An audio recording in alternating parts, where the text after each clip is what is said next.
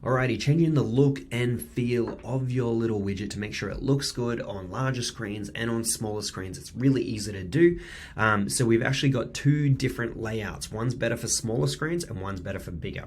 Now you can see the smaller screen preview just sitting here, so that's going to look good on your mobile. And then if you click on the larger container preview, this is what it looks like here.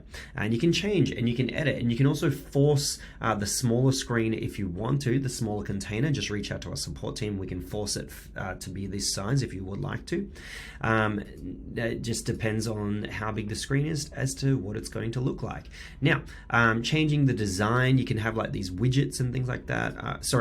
These borders sitting around. I actually like the look of this here. It's just kind of makes it sit really nice on a store and look good visually. It's really easy to do, and you can also add a little bit of roundness to the edges. You can see that. So it looks like a little bit of a coupon thing that sits on a store. Not every store you want to do this on. Just you got to make sure it works really well for your brand. You've got the different widget alignments for different containers. Okay, so you got the widget alignment for the large container. You can see here it's left aligned. We can actually make it in the middle. There we go, and it works better for some stores having it center aligned. All right, I'm just going to leave it how it was though for now. Everything is pretty self-explanatory. I'm not going to go through too much. You can just change the colors and I guess add italics there. What you don't want to do is make it is draw a ridiculous amount of attention to this bundle. The reason being is you want to make sure that the customer is consuming the product page info that needs to be there, and not just like a ton of their attention is just going to this one bundle.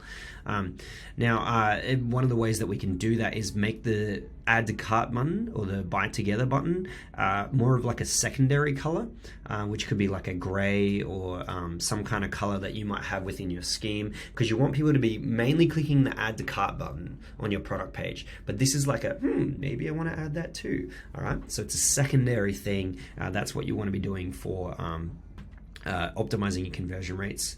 And you can come through here. I like to, I guess, remove the checkboxes from standing out too much. I just have a little bit of a grayed out, or you can have them black. That looks nice too.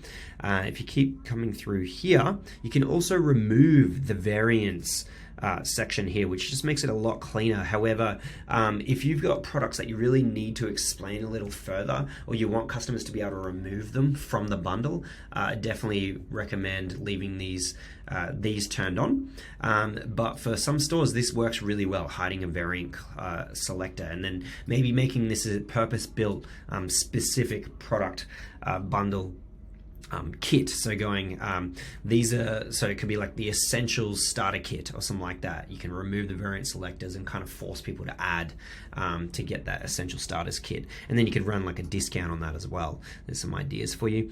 I'm not gonna explain too much more here. You've just got the redirection. If you click on this button here, where it's going to take you. Monster Cart is if you've got Monster Cart in store, which is one of our other upsell apps that pops out the side of the screen, cross-sells, upsells, and increases revenue even more.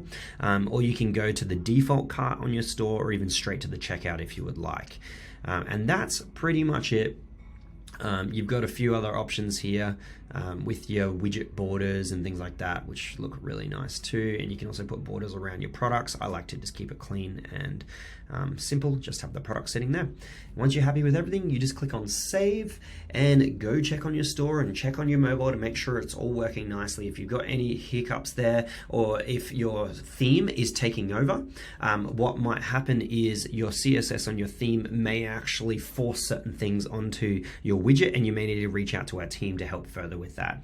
If it's not showing up on your desktop, on your screen, the changes that you've made visually, you may have to wait a little bit for things to be refreshed on your store. Cool. Happy upselling. Let's make you some more money. Woohoo!